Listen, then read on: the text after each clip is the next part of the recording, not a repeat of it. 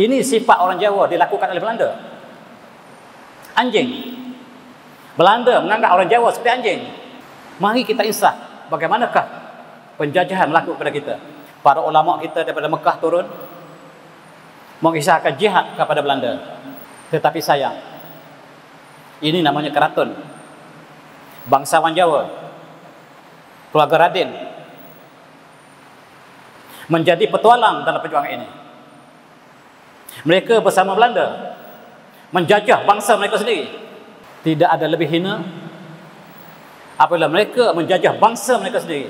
Apabila orang Jawa dijadikan anjing, bangsawan mereka menjajah bangsa Jawa, dan keraton hidup mewah, diberikan wang yang banyak oleh penjajah Belanda. Maka ulama lah yang bangkit untuk perjuangan ini.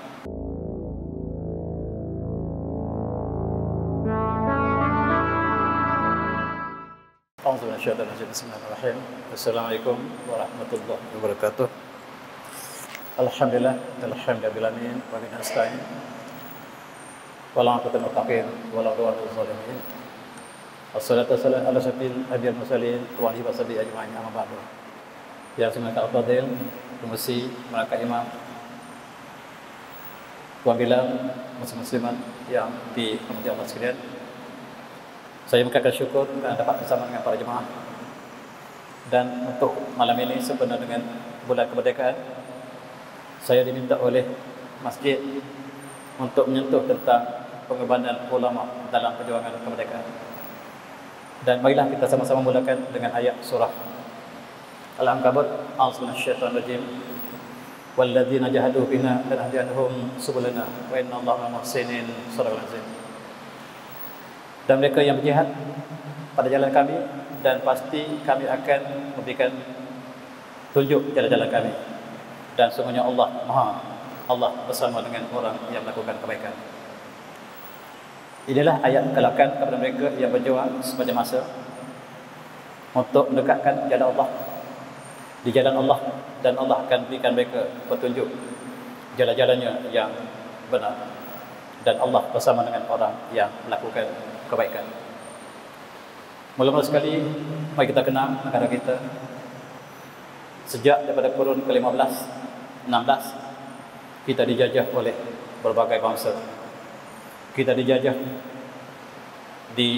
oleh British, oleh Perancis, oleh Amerika, sebelumnya Portugis, Belanda, dan hampir seluruh Eropah menjajah negara kita.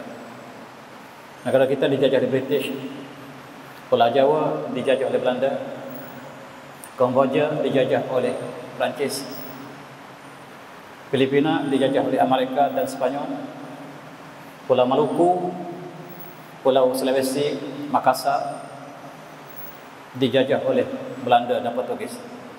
Tidak ada satu pun negara Islam Asia Tenggara yang bebas, semuanya telah terjajah. Di sinilah kita lihat para ulama yang bangkit untuk menentang penjajahan, tetapi dilupakan dalam sejarah negara kita. Apabila kita menyambut kemerdekaan, nama mereka tidak pernah disebut dalam perjuangan kemerdekaan. Dan malam ini izinkanlah saya untuk menyebut nama mereka. Sebahagian mereka barangkali kita tidak pernah dengar namanya. Dan apa yang saya sebut malam ini barangkali tidak ada dalam sejarah yang resmi. Bagi saya, sejarah yang resmi tidak sepertinya benar. Sejarah yang benar tidak sepertinya resmi. Dan malam ini mari kita kenal perjuangan mereka sejak apabila kita dijajah oleh Portugis. Ini ialah kitab yang ditulis oleh ulama kita, Syekh Zainuddin Al-Malbari. Tajuk ialah Tuhfah Al-Mujahidin. Para pelajar boleh membaca kembali buku yang sangat mendebarkan ini. Buku ini ditulis oleh ulama besar India bernama Syekh Zainuddin Al-Malbari. Dan dia memaparkan bagaimanakah ketika Portugis datang ke India, membunuh, memperkosa dan menghancurkan masjid dan rumah orang Islam. Ini dinyatakan oleh ulama besar kita, Tuhfah Al-Mujahidin. Siapakah Syekh Zainuddin Al-Malbari? Dialah penulis pengarang buku kitab Fathul Mu'in, kitab yang kita pelajari sampai hari ini dalam fiqh. dan dia adalah murid kepada Ibn Hajar Al-Asqalani. Antara guru dan murid, mereka sama-sama berjuang di India untuk menentang Portugis. Kita lihat sebahagian catatan buku ini. Dan kata pendahuluan kitab Tuhfah Mujahidin, dia menceritakan tentang hukum berjihad. Dan i'lam anna kufar halatain ihdahuma ayakuna mustaqarrin fi biladihim wal jihad hinaitin urdu kifayah idza qama bihi man fihim kifayah saqata al kharaj min al baqin. Ada dua hukum. Sekiranya di sebelah negara kita ada negara orang kafir, mereka bercita-cita untuk menyerang kita, maka kita ketika itu hukum fardu kifayah untuk menyediakan pasukan tentera untuk berperang dengan mereka. Itu adalah kes pertama. Tetapi keduanya, wasaniyahuma ayyadkhulu bilal muslimin, sekiranya orang kafir itu telah masuk ke dalam negara Islam dan mereka telah menyerang umat Islam, maka ketika itu jihad fardu ain. Jihad ialah diistilahkan sebagai fardu ain, seperti kita solat. Tidak ada yang terkecuali. Setiap yang mukallaf, yang kuat, tidak sakit, bukan hamba dan bukan musafir, wajib bersama dengan pemimpin untuk berjihad fardu ain. Pelajar yang depan saya, ini hukum jihad. Tapi sayang di negara kita, bab jihad tak pernah sampai. Kita baca kitab yang ada 4 rubuk. Bab pertama ialah ibadah. Bab kedua bagi manakahat tentang muamalat, dan yang terakhir ialah bab jihad. Bab jihad tak pernah sampai. Setahu saya tak pernah sampai. Kita hanya belajar rubuk pertama tentang ibadah. Daripada air mutlak, air mustamal, sampailah kepada mula solat. Kemudian ustaz tukar, mula dengan air mustamal balik. Di mana masa bila kita nak baca jihad? Dan sayang, hari ini kita nak sebut tentang jihad. Maka jihad apabila musuh telah sampai ke dalam negara kita, setiap lelaki yang cukup syarat tadi wajib, seperti kita solat, tidak ada kekecualian. Dan negara kita dalam konteks ini, negara Islam, telah diserang oleh Portugis. Apa yang disebut, diterjemahkan dalam bahasa Inggeris, saya baca yang dalam bahasa Arab. Dia kata, wa ma qamu biha fi min al-qatl wal fasad wal isah min al-islam wal muslimin. Bila Portugis masuk ke India, mereka membunuh umat Islam dan mereka melakukan segala kemungkaran di India. Tujuan Portugis datang ke alam Melayu ialah untuk mencari kepala umat Islam. Mereka tak makan rempah. Dalam sejarah di sekolah dikatakan mereka datang cari rempah. Bohong. Mereka datang untuk cari kepala umat Islam. Setiap kepala umat Islam yang dipotong, dikembali ke Eropah, dibayar dengan emas. Setiap kepala umat Islam yang ada janggut, bukti Islam ada janggut, apabila kepala ini dipotong, dibawa balik ke Portugal, dibayar dengan emas. Itu sebab mereka datang sini bukan untuk mencari rempah, tetapi untuk mencari kepala umat Islam. Walan tabda al-yahuda wal nasara hatta tattabi'u millatahum. Dan apakah yang disebut oleh Syekh Zainuddin? Dia mengatakan bahawa wakan muslimin hum aqwa alaihim walidzalika wajahu anwan min al-abal wa syi'ah min al-mutaqallid al-badi damaru mamlakatihim al-muslimin wa masajidihim wa asru minhum man la yussa kasrah. Mereka membunuh, tidak dapat kita bilang lagi jumlah yang dibunuh umat Islam di India. Dan mereka telah murtadkan umat Islam kepada Kristian, dan mereka perkosakan muslimat di India sehingga muslimat melahirkan anak Kristian. Mereka membunuh umat Islam, dan kemudian mereka mengetahui bahawa di sebelah timur ada negeri yang banyak Islam, Melaka. Mari kita pergi Melaka, kita bunuh seluruh orang Melaka. Tujuan datang Melaka ialah untuk mencari kepala. Itu kisah yang benar diceritakan oleh ulama kita. Ini tulisan ulama kita yang adik-adik baca di sekolah, ditulis oleh British, yang mereka sengaja untuk memasukkan sejarah yang benar. Dan hari ini saya cerita sejarah tulis oleh ulama kita. Adik-adik, di alam Melayu, Syekh Daud Patani berada di Mekah ketika negara kita dijajah oleh Siam, ketika negara kita dijajah oleh Belanda, ketika negara kita dijajah oleh British. Maka Syekh Daud Patani menulis sebuah kitab untuk orang Melayu, Puruk Masail. Dalam kitab Puruk Masail, bahagian akhir kitab ini ada bab jihad. Dan Syekh Daud memberikan hukum jihad. Sayang, berapa ramai pada kita yang belajar bab jihad? Barangkali di dekat tanam dia belajar sebahagiannya, tetapi di masjid tak pernah sampai setahu saya bab jihad. Dan Syekh Daud Patani di dalam Puruk Masail menceritakan tentang hukum jihad, sama seperti yang disebut oleh Syekh Zainuddin Malawari tadi.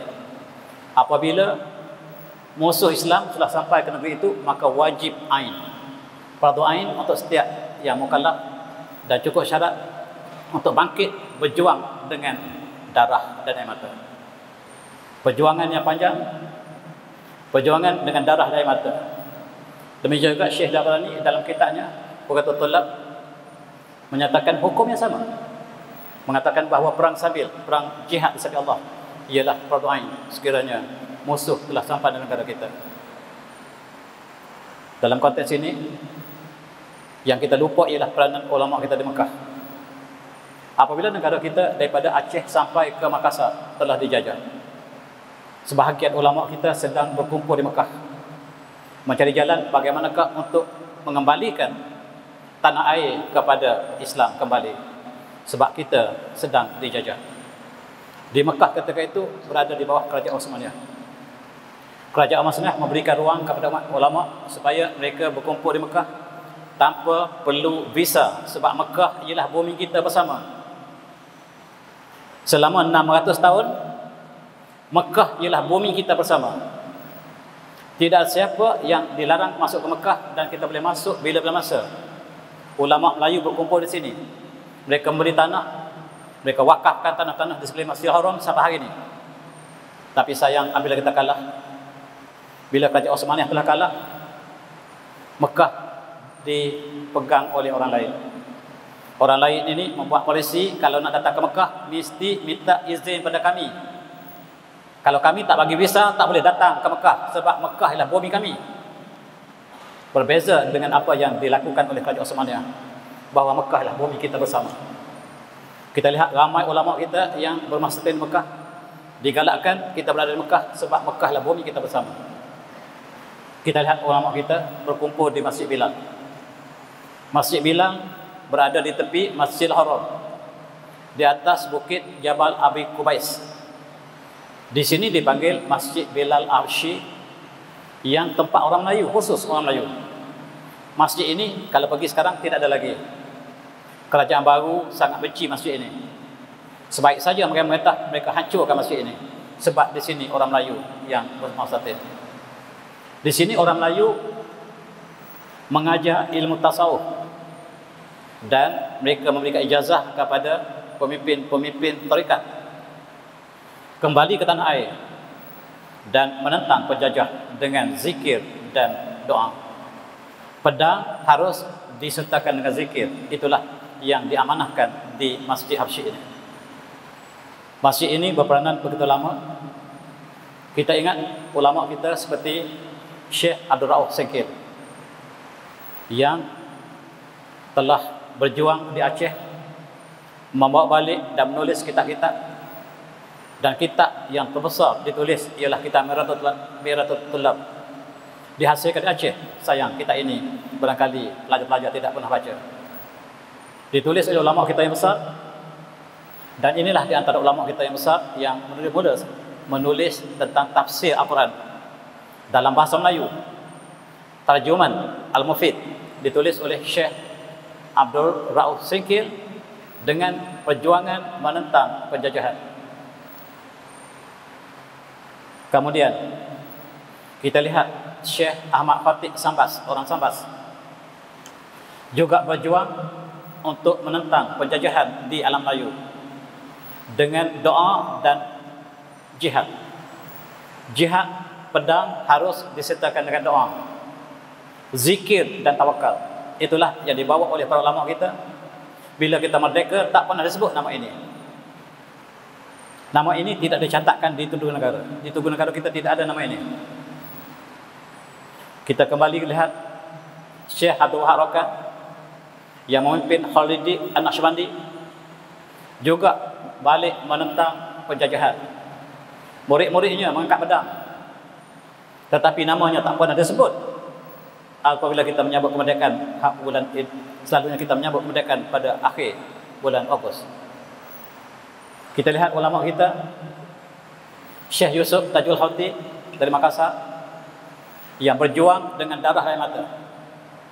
Dia berjihad menentang Belanda dan dia bergabung dengan tentera Melayu di Jawa. Dia bersama dengan pemimpin Jawa menentang Belanda dan ditangkap oleh Belanda, dihukum mati. Dan itulah yang dikehendaki oleh Syekh Yusuf. Dia senang nunggu syahid. Dia dihukum mati oleh Belanda, tetapi murid-muridnya seluruh dunia mengutus mesej kepada Belanda supaya ini guru kami, jangan apa-apakan dia. Kalaulah Belanda mengadakan apa-apa tindakan kepada guru kami akan bertindak balas. Belanda terpaksa akur dan tidak dibunuh dan dihantar ke Ceylon di Sri Lanka. Selepas Sri Lanka dihantar ke Afrika Selatan, maka di Afrika Selatan membentuk masyarakat Melayu yang dinamik. Dihantar daripada alam Melayu ke South Africa, sehingga masyarakat Melayu masyarakat Melayu telah membentuk satu masyarakat yang besar di Afrika Selatan. Mereka menjadi masyarakat yang maju di sana. Datuk Bandar Afrika Selatan orang Melayu, yang punya perniagaan besar orang Melayu yang datang bersama dengan Syekh Yusuf Al-Wati. Rupa-rupanya orang Melayu ini akan maju sekiranya hijrah. Yang hijrah inilah yang maju. Contohnya di Afrika Selatan, bila mereka sampai Afrika Selatan, mereka terpaksa struggle, jihad, dan segala kesusahan harus dihadapi. Mereka membentuk masyarakat yang sangat dinamik di Afrika Selatan, dan mereka adalah pengikut kepada Syekh Yusuf Al-Wati. Sampai hari ini, kalau adik-adik pergi Afrika Selatan, kita masih ada kampung Melayu di sana, hasil daripada perjuangan orang terdahulu. Dan selepas itu, inilah sebahagian daripada orang Melayu di Afrika Selatan. Wajah bercampur aduk, Melayu asli dengan kahwin campur dengan Afrika. Dan ini sebahagian daripada orang Melayu di Afrika Selatan. Dan orang-orang ahli politik yang berjaya di Afrika Selatan adalah orang Melayu. Yang belum berjaya ialah orang yang belum berhijrah. Orang Cina kita tengok sebagai pengajaran kita, mereka maju di negara kita sebab mereka hijrah. Tetapi orang yang duduk di benua Cina masih naik basikal. Tetapi bila mereka berhijrah, mereka menjadi bangsa yang maju. Hijrah mengubah daripada satu keadaan kepada satu keadaan yang lebih baik. Itu ditunjukkan oleh orang Melayu di Afrika Selatan. Mereka menjadi bangsa yang sangat berjaya di Afrika Selatan. Dan ini sebahagian orang Melayu yang barangkali sudah hilang sebahagian identitinya. Asalnya Melayu, nama mereka ialah Ahmad Johnson. Jacob, namanya Ridwan Jacob umpamanya namanya. Masih Melayu, tapi sudah diasosiasikan dengan budaya Afrika Selatan. Mereka adalah pemain muzik yang terkenal, orang Melayu. Dan adik-adik, apabila Nelson Mandela berusaha untuk menghapuskan sistem apartheid di Afrika Selatan, dia menjadikan Syekh Yusuf Al-Wati sebagai ikonnya, sebagai idolanya. Dia berjuang sebagaimana perjuangan Syekh Yusuf Al-Wati. Dia mengatakan, saya adalah murid walaupun saya tidak pernah bertemu dengan Syekh Yusuf, dan dia adalah contoh perjuangan kami. Dan akhirnya Mandela di penjara 18 tahun. Dia keluar daripada penjara, dia membebaskan, memerdekakan Afrika Selatan. Dan dia selalu menyebut bahawa guru saya adalah Syekh Yusuf Al-Wati. Inilah seorang pejuang yang tidak ada tandingannya, kata Mandela. Ada riwayat mengatakan Mandela mengucap syahadah ketika hari kematiannya. Tetapi berita ini tidak saya dapat confirm. Ada berita yang mengatakan Mandela di akhir-akhirnya dia memeluk Islam. Sebab dia tertawan dengan perjuangan yang dilakukan oleh Syekh Yusuf Al-Khatib. Tapi berita itu tidak sahih. Adik-adik boleh selidiki kembali. Di Makassar ada 3 patung. Patung bukan budaya Islam. Tetapi apa yang saya ceritakan ialah 3 tokoh Asia yang besar. Yang sebelah kiri ialah Nelson Mandela. Kalau pergi ke Makassar, ada patung. Patung ini untuk menggambarkan 3 tokoh Asia yang hebat. Termasuklah Mandela, Syekh Yusuf Khalwati di tengah, dan Mahatma Gandhi di sebelah kanan. Mereka pilih 3 orang pemimpin Asia, termasuk Syekh Yusuf Khalwati, dan bila kita merdeka tak pernah kita sebut nama ini. Bagaimana perjuangannya? Perjuangan yang hebat. Murid-muridnya sangat ramai, digeruni oleh Belanda, dan itulah perjuangan ulama yang tidak didendang. Malam ini mari kita kenang kembali jasa mereka. Dan Syekh Yusuf Khalwati atau disebut Makassari ini, dia ialah pemimpin kepada 17 tarekat. Sebut saja tarekat yang ada di alam Melayu, dia pemimpin. Daripada tarekat Qadiriyah, Naqsyabandiyah, Saziliyah, Syatariyah, dan lain-lain. Dia pemimpin. Hebat. Dan dia berjuang. Berzikir bukan saja di masjid, tetapi di medan perang. Itulah kuburnya berada di Afrika Selatan. Tetapi akhirnya kerajaan Makassar minta supaya dipindahkan ke Makassar. Kuburnya akhirnya dibawa ke Makassar. Dan Syekh Yusuf masih dikenal di Afrika Selatan. Afrika Selatan menganggap ini pemimpin agung Afrika Selatan. Dan orang Melayu tak kisah tentang perjuangannya. Orang Afrika mengatakan dia adalah ikon yang terhebat perjuangan di Asia, di Afrika Selatan. Dan kita di Malaysia barangkali ada yang tak pernah kenal nama ini. Inilah perjuangan. Tetapi namanya tidak direkodkan dalam sejarah perjuangan kita. Satu masa dulu kita adalah sebuah negara yang sama. Daripada Maharaj, sekarang nama Filipina, sampailah ke Aceh, kita satu ummah, satu negara, satu akidah yang tidak dipisahkan oleh geografi. Kita satu bangsa, namanya Melayu Raya. Tetapi penjajah datang, dia belah kita. Kemudian sekarang dia nama Filipina, dia nama Indonesia, dia nama Brunei, nama Singapura, nama Malaysia. Kita terpecah kepada 5. Asalnya kita satu entiti. Kita satu entiti satu masa dulu. Tetapi sayang, penjajah memang bijak. Dia pecahkan kita sehingga kita hanyalah bekerja untuk negara kita saja. Kita lupa negara lain. Sebahagian negara inilah kita bersama sebab satu ummah, satu akidah yang tak pernah dipisahkan oleh geografi. Umat Islam sebagai satu jasad. Apabila saudara kita sakit di satu kawasan, kita juga sakit di sini. Apabila sebahagian daripada umat Islam dizalimi, kita juga turut dizalimi sebab kita satu jasad. Apakah kita rasa demikian sekarang? Apabila penduduk kita di petani disembelih, apakah kita rasa kita disembelih di sini? Apabila rakyat di Rohingya, di Myanmar dibunuh, apa kita merasa di sini? Apabila umat Islam di Palestin dibunuh, apa kita rasa di sini? Kalau kita tak rasa, maksudnya kita sudah mati. Ataupun orang yang tak rasa badannya dipotong, orang yang sudah lumpuh 4 tahun, kena stroke, dia tak rasa bila disentuh badannya. Sekiranya kita tak rasa apa yang dilakukan, yang dirasai oleh umat Islam di hujung dunia, maka kita seolah sudah mati ataupun sudah lumpuh. Sedangkan umat Islam tidak pernah dipisahkan oleh geografi. Umat Islam satu jasad yang sama. Bila satu anggota disakiti, kita seluruh anggota sakit. Dan inilah negara kita, Melayu Raya. Saya nak sebut satu episod yang cukup menyayati. Apabila Belanda masuk ke Pulau Jawa, tidak ada satu lagi kezaliman yang lebih dahsyat daripada ini. Sebaik saja Jawa masuk ke tanah, Belanda masuk ke Jawa, orang Jawa menjadi hamba. Orang Jawa dijadikan sebagai hamba abdi. Dijadikan sebagai hamba abdi di ladang-ladang Belanda, ladang tembakau, ladang kopi, ladang tebu dan diberi upah yang sangat sedikit. Tetapi orang Jawa sangat rajin bekerja. Seorang yang melawat Jawa ketika orang Jawa dijadikan hamba oleh Belanda, mereka sangat teguh. Mereka bekerja untuk Belanda. Seluruh keluarga bekerja untuk Belanda. Mereka dijadikan seperti anjing. Ini sifat orang Jawa dilakukan oleh Belanda. Anjing. Belanda menganggap orang Jawa seperti anjing.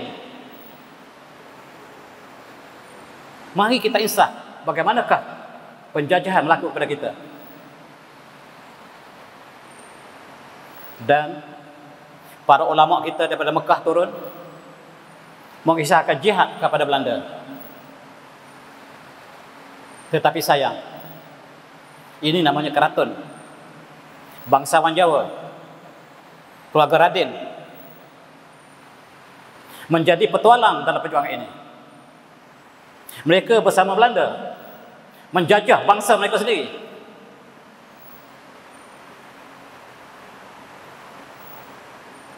Tidak ada lebih hina apabila mereka menjajah bangsa mereka sendiri.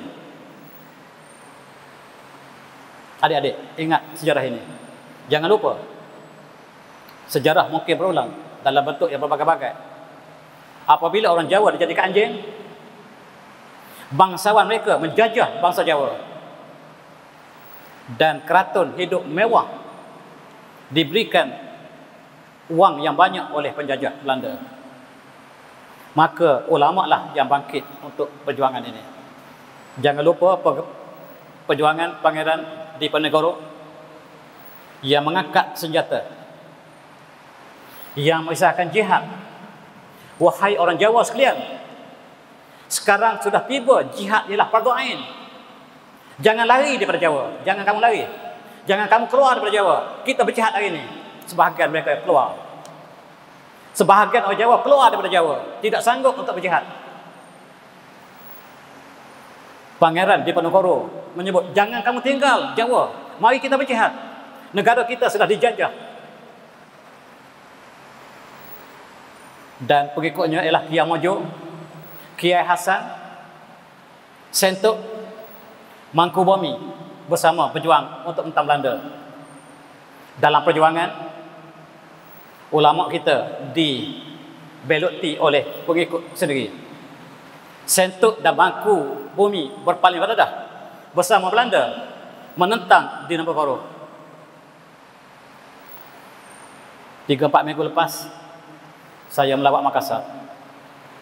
Di Makassar ada satu penjara khusus dibina untuk Pangeran Diponegoro. Dan tewas pangeran kita. Sebab orang Jawa tidak bersama untuk berjihad. Apabila seorang jihad telah diseru, tidak boleh keluar daripada Jawa. Dan kita kenang kembali bagaimanakah perjuangan untuk menentang Jawa, untuk menentang Belanda. Sayang, ulama dibeluti oleh pengikutnya sendiri.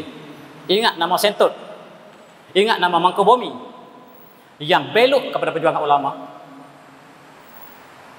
sehingga akhirnya ulama tertewas, ulama di penjara. Mari kita kenal seorang lagi pejuang kita yang kita lupa, Raja Haji. Raja Haji daripada Bugis. Dia juga dibelok oleh tenteranya sendiri di Teluk Ketapang, Tanjung Palas. Dia tulis surat sebelum dia syahid. Sebelum dia syahid, dia tulis surat ini. Ingat adik-adik, ingat surat dia. Dia tulis seperti berikut. Maka pada hari ini, tanggal 19 Rejab 1998 Hijriah, di Tanjung Palas, Teluk Ketapang, inilah warkas yang kutulis. Warkas ini kutulis di atas sejadah, menghadap kiblat, dalam keadaan berwuduk setelah selesai solat dan doa panjang untuk sekalian bangsa Melayu. Ingat, Raja Haji tidak panggil Bugis sebagai Bugis, Bugis sebagai Melayu, Jawa sebagai Melayu, Banjar sebagai Melayu. Sebab kita ingin bersatu. Raja Haji panggil orang Jawa Melayu, orang Bugis Melayu. Melayu itu Melayu. Wahai Melayu sekalian, Quran di tangan kananku, Dalil Khairat di tangan kiriku, Badik Pesaka di pinggangku. Aku nak sebut satu perkara yang penting hari ini. Aku akan menghadapi Belanda berdepan. Walaupun tinggal aku seorang, aku tidak akan berundur ke belakang. Biar perlu menembus dada aku, namun tidak mungkin aku berpaling, sebab lari daripada medan perang ialah neraka.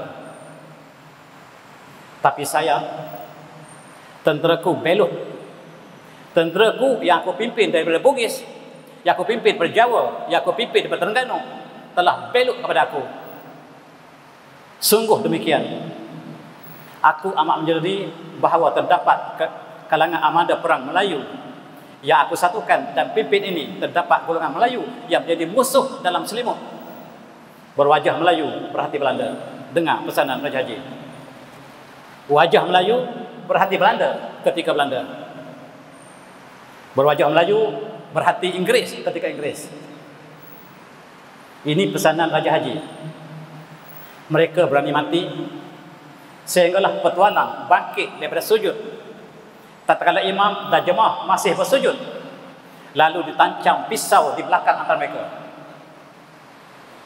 Raja Haji mengatakan sebelum mereka berperang menentang Belanda, mereka solat yang panjang, berbaris saf daripada hujung ke hujung. Imam bersujud, berdoa kepada Allah berikan pertolongan, dan kawan bangkit tikam kawan sebelah. Kawan bangkit tikam kawan sebelah yang sama-sama bersujud. Rupa-rupanya yang sama-sama bersujud dengan kita belum pasti bersama kita. Tentera Raja Haji membunuh tentera Raja Haji.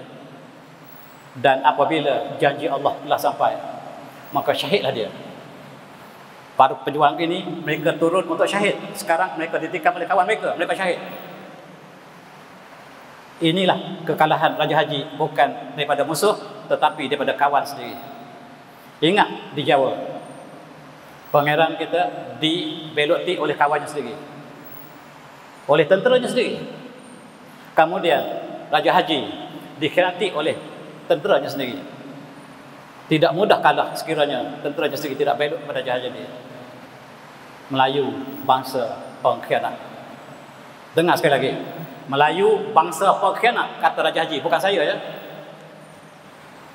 Wahai Melayu, mudah-mudahan surat ini buta mata Belanda untuk membacanya. Mudah-mudahan surat aku ini sampai kepada seluruh bangsa Melayu bahawa kami pesan kamu adalah bangsa pengkhianat. Raja Haji telah gugur syahid di Teluk Tapak. Dan tuan-tuan, sekali lagi episod kita di Petani, kita juga dibeloti oleh tentera kita sendiri. Panglima perang kita ketika itu adalah Syekh Wan Mustafa, moyang kepada Syekh Ahmad Fatani, dan dia berjuang untuk menentang Siam. Tapi sayang, dia dibeloti oleh kawannya sendiri. Setiap perjuangan Melayu sentiasa dikhianati oleh bangsa sendiri. Tuan-tuan, kita tak boleh berpadu di atas bangsa. Kita tidak boleh perpaduan di atas bangsa, sebab bangsa mengkhianati bangsa dalam sejarah Melayu. Ini ialah ulama kita di Mekah, Syekh Abdul Samad Balamani. Dia dikirim ke Petani untuk berjuang menentang Siam. Dan dia kembali dengan anak muridnya Syekh Daud Petani dan rakannya Syekh Muhammad Arsyad Al-Banjari. 3 tokoh besar datang kembali ke Petani, berjuang menentang Siam, dan gugur syahidlah Syekh Abdul Samad Balamani. Kepalanya dipotong oleh Siam, badannya ditanam di hujung Petani, kepalanya dibawa ke Bangkok dan dipamerkan dalam museum. Sampai hari ini di leher Syekh Abdul Samad Balamani masih menitis darah, menunjukkan perjuanganlah ikhlas, masih menitis, dan kematiannya lah syahid yang murni. Syekh Daud Petani tidak dapat menentang Siam, bersama dengan rakannya Syekh Muhammad Arsyad Al-Banjari kembali ke Mekah. Sampai di Mekah mereka merancang untuk jihad kembali semula. Dan petani satu masa dulu sampai ke Pahang, sampai ke Terengganu, itulah petani. Tapi sayang, petani telah jatuh. Raja Melayu, Raja Jering, ingat Raja Jering, berpakat dengan Siam untuk mengalahkan ulama kita. Raja Melayu bersama Siam berpakat untuk hancurkan ulama kita. Sejarah malang bangsa Melayu. Akhirnya petani jatuh ke tangan Siam sampai hari ini. Sejarah pengkhianatan bangsa terhadap bangsa sendiri.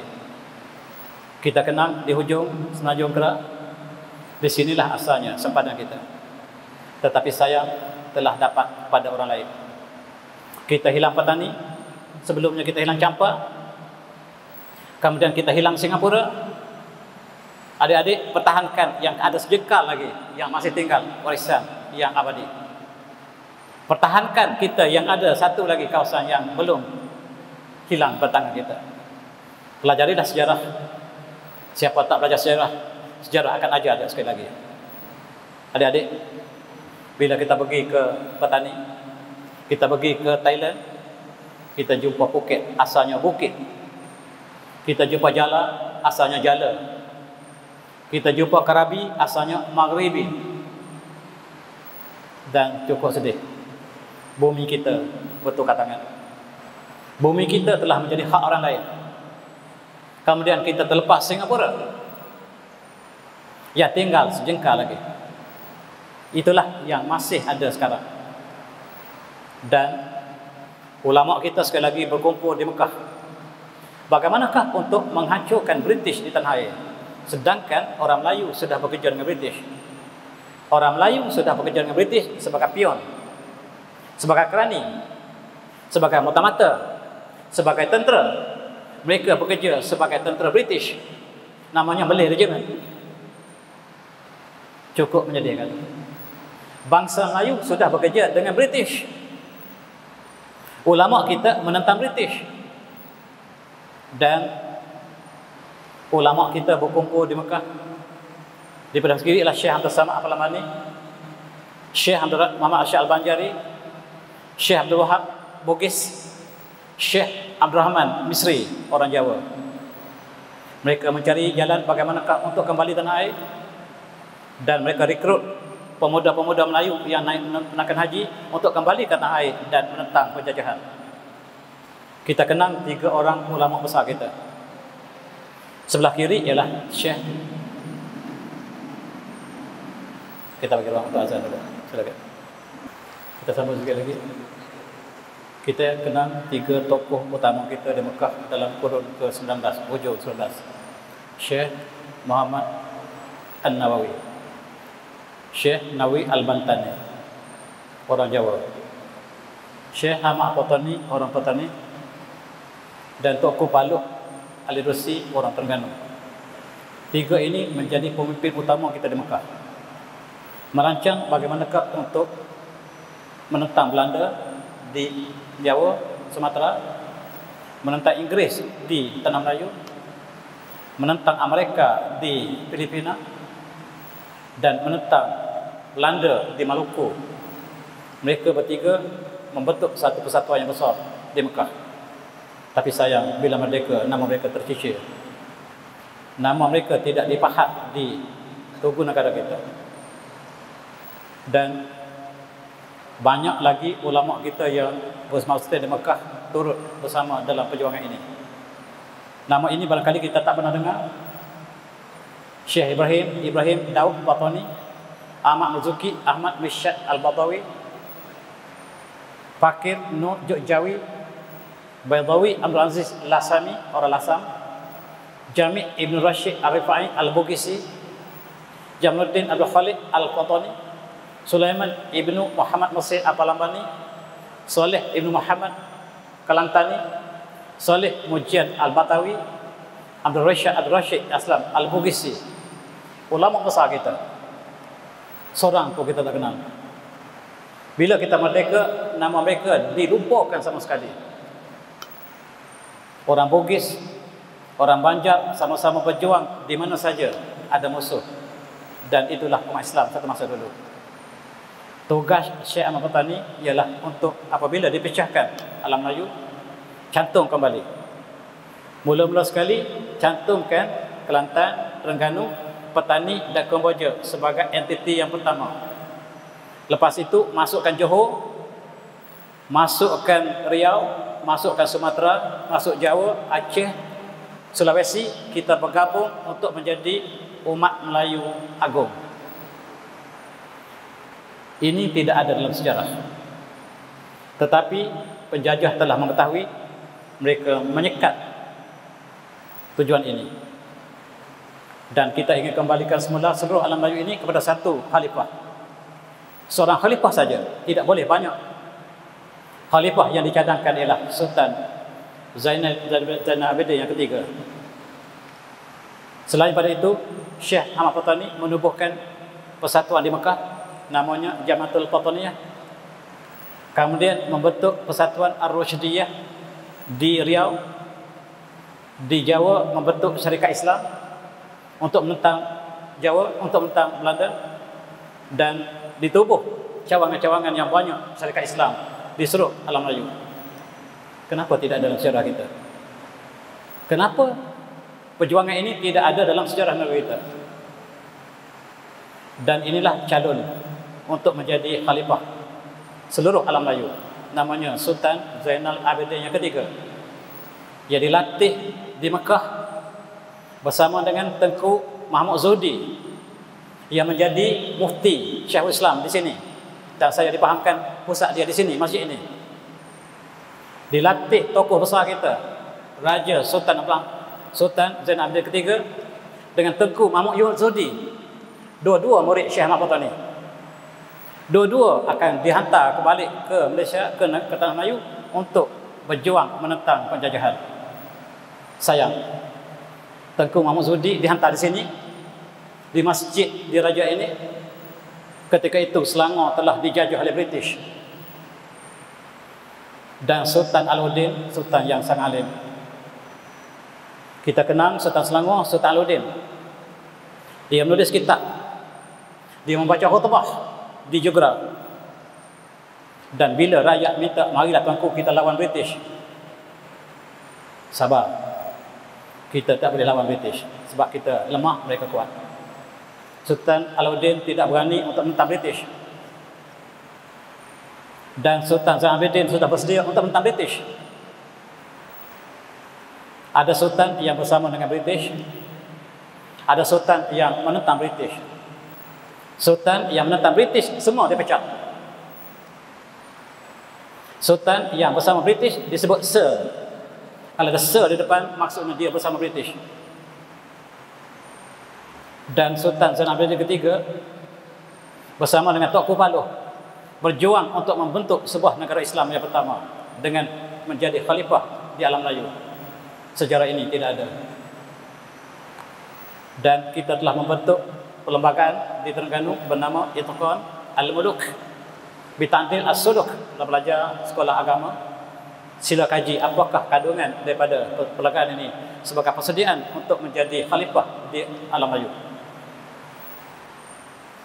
Dan ini juga murid yang diutuskan ke Riau, namanya Raja Ali Kelana, murid kepada Syekh Ahmad Patani. Dilatih untuk menentang Belanda di Pulau Riau. Dan kembalinya Raja Ali Kelana menentang Belanda, yang kalah ialah kita. Pejuang ulama kita kalah di Pulau Riau. Pulau Riau diambil oleh Belanda. Di Pulau Penyengat mereka bakar Pulau Penyengat, dan bangunan yang masih ada di Pulau Penyengat kita saksikan perjuangan Raja Ali Kelana. Raja Ali Kelana tak pernah ada dalam sejarah negara kita.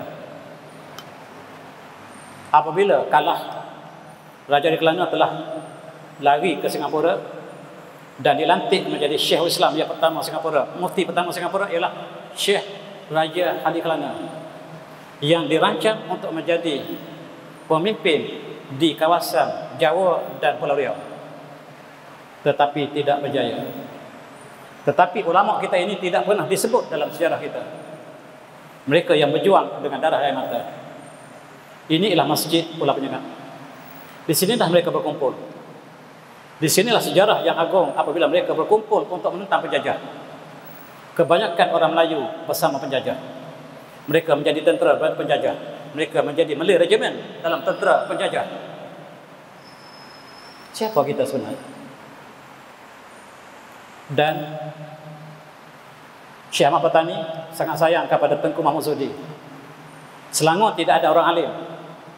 Terpaksa diimport daripada petani, namanya Tengku Mahmud Zudi, hantar ke masjid ini.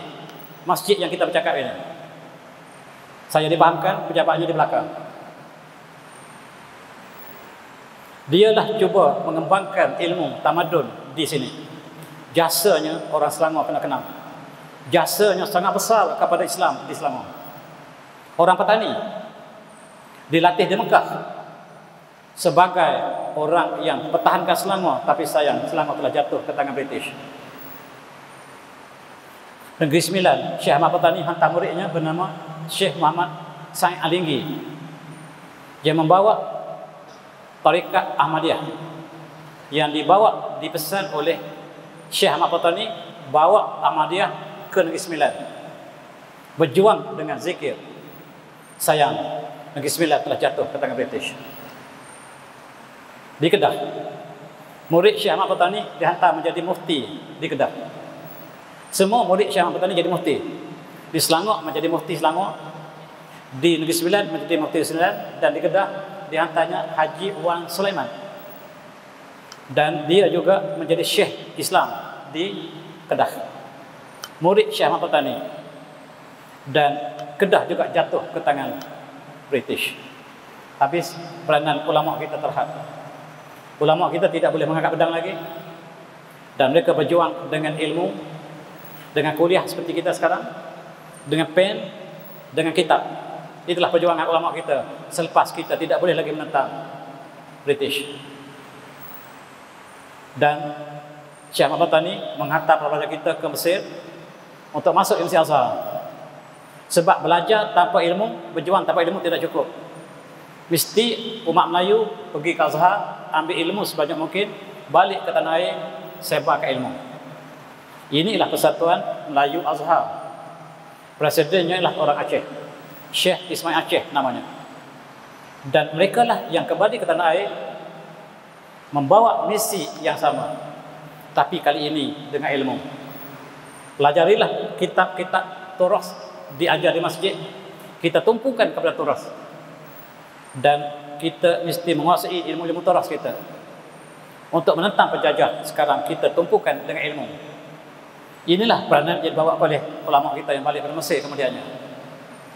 Antaranya yang sangat penting, kawan kepada Tengku Mahmud Zudi yang sangat rapat ialah Haji Nik Mahmud Ismail, Menteri Besar Kelantan yang pertama. Dan mereka adalah satu angkatan yang sama. Di Kelantan dihantarnya Haji Nik Mahmud, murid Syekh Ahmad Patani. Di Selangor dihantarnya Tengku Mahmud Zudi, murid Ahmad Patani. Di Kedah juga murid Ahmad Patani. Seluruh mufti di alam Melayu murid Syekh Ahmad Patani. Betapa besarnya Syekh Ahmad Patani, dan namanya tak pernah disebut bila kita merdeka. Ini juga murid Syekh Ahmad Patani, Muhammad bin Syekh Muhammad Said, dihantar Kelantan untuk menubuhkan majlis agama Islam pertama di negara kita. Dan berhasillah majlis agama Islam pertama di negara kita. Tujuanlah untuk membangun tamadun orang Melayu. Kemudian Selangor ambil contoh ini. Dibukanya majlis agama Islam Selangor berdasarkan Kelantan.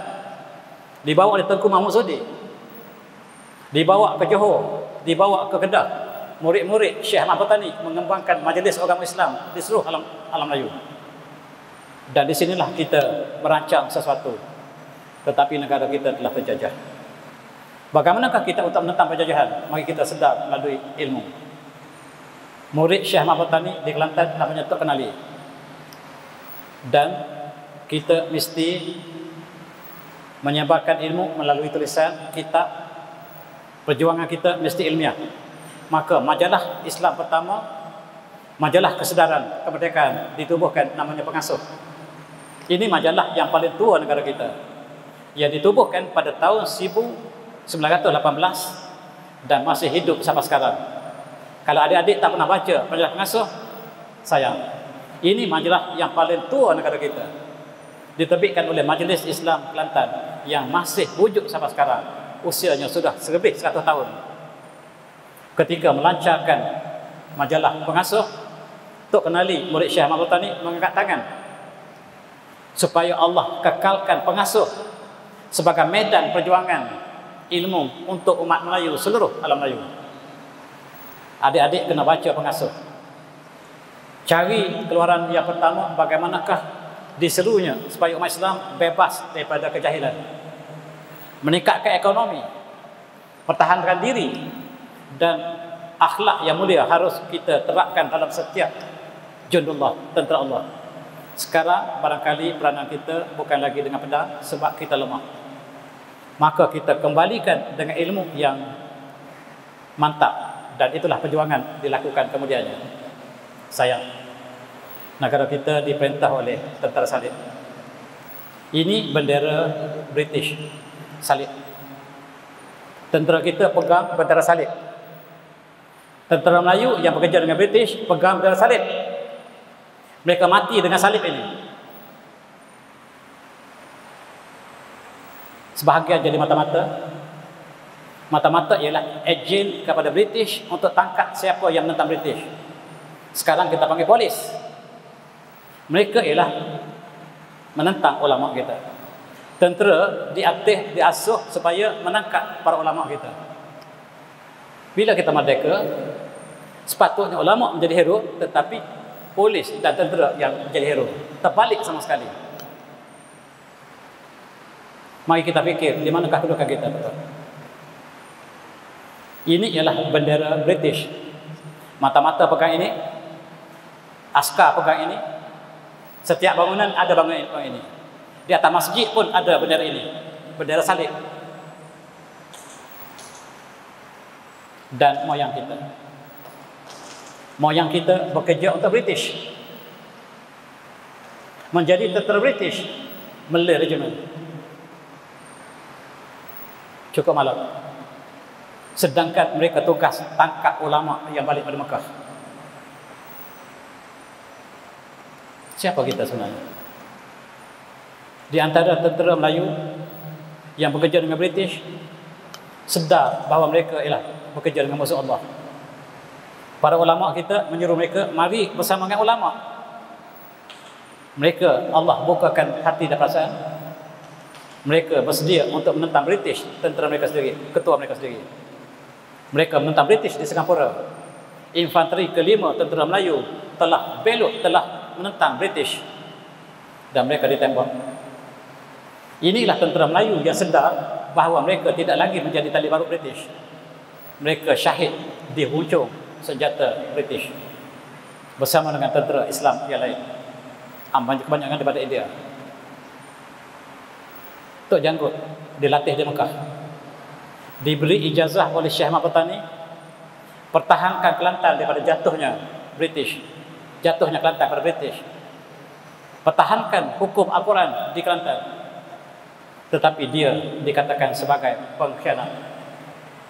Maka tentera Melayu menangkap Tok Janggut.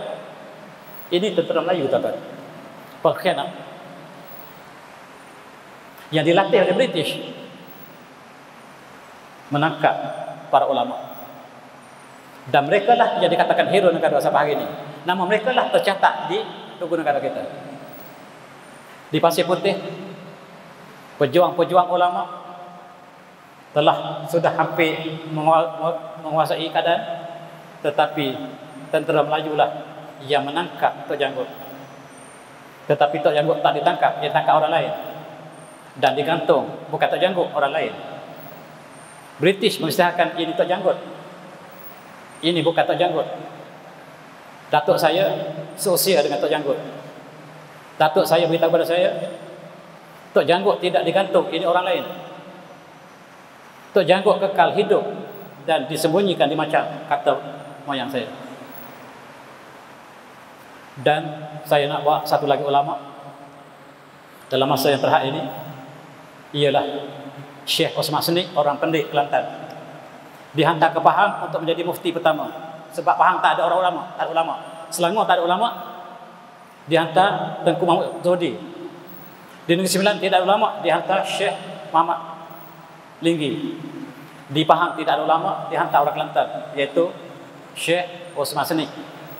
Melatih menjadi mufti pertama Pahang, melatih Datuk Bahaman, melatih Mak Kilau, melatih Tok Gajah, melatih seluruh pemuda-pemuda supaya menentang British. Mereka berjuang menentang British di Pahang, dan kemudian sentiasa zikir Ya Latif, Ya Latif. Itu ialah zikir pejuang-pejuang yang dipimpin oleh Syekh Osman Seni, termasuk Mak Kilau, sehingga Ya Latif menjadi simbol kepada Pahang hari ini. Dan British telah memerangi Mak Kilau di Kapur Buduk, dan perjuangan berpanjangan. Cukup Malang yang menentang Mak Kilau sebagai pejuang ialah orang Melayu, tentera Melayu yang dibayar gaji oleh British untuk menangkap Mak Kilau. 190 tentera Melayu menjadi pengkhianat dalam perjuangan. Ketua mereka, ketua Melayu yang kerja dengan British, namanya Syed Osman, keluarga Habaib. Keluarga Habaib menjadi bersama dengan British untuk menentang para ulama kita. Sejarah belum ditulis. Sejarah ini belum ditulis. Bagaimanakah ulama kita ditentang oleh bangsa mereka sendiri? Kita tidak boleh bersatu dalam bangsa, sebab bangsa mengkhianati bangsa. Dan bagaimanakah perjuangan Mak Kilau? Dan saya tidak masuk untuk perkenalkan seorang lagi tokoh, iaitu Syekh Ahmad Khatib Minangkabau, Imam Masjidil Haram. Seluruh ulama dunia dipilih untuk menjadi imam dan khatib Masjidil Haram. Yang terpilih ialah orang Melayu, namanya Syekh Ahmad Khatib Al-Minangkabawi, orang Minangkabau yang sangat fasih. Kitabnya banyak, tuan-tuan. Saya temui 45 buah kitab dalam berbagai ilmu. Dan kitab usul fiqhnya masih digunakan di Masjid Azhar sampai sekarang. Kitab Waraqat yang disyarahkan oleh Syekh Ahmad Fatani, Syekh Ahmad Khatib Minangkabawi masih dipelajari di Masjid Madinah. Orang Melayu yang tulis. Adik-adik yang belajar agama baca buku Waraqat yang disyarahkan oleh Syekh Ahmad Khatib Minangkabawi. Dia punya rangkaian yang ramai yang telah kembali ke tanah air, membentuk satu rangkaian perjuangan. Tetapi sayang, mereka telah dibelotti oleh orang Melayu sendiri, dibelotti oleh orang Jawa sendiri. Orang Jawa menentang ulama ini. Dan saya tidak masa untuk adik-adik untuk meneruskan perjuangan ini. Jadi saya cukuplah setakat ini. Perjuangan masih lagi panjang, dan orang yang sepatutnya kita jadikan sebagai pahlawan kita terlindung, tetapi orang lain yang mendapat kemerdekaan negara. Bila kita merdeka, semua yang sebutkan tadi tidak ada. Bahkan sebahagian mereka ditangkap oleh kerajaan baru. Cukup malang sejarah kita, dan saya minta maaf banyak-banyak. Sekadar itulah saya sudahi, dan waktu sudah 9 malam, dan saya sudahi dengan wabillahi taufik. Assalamualaikum warahmatullahi wabarakatuh. Tasbih solat. Saya serah kembali pada Abu Adil. Terima kasih.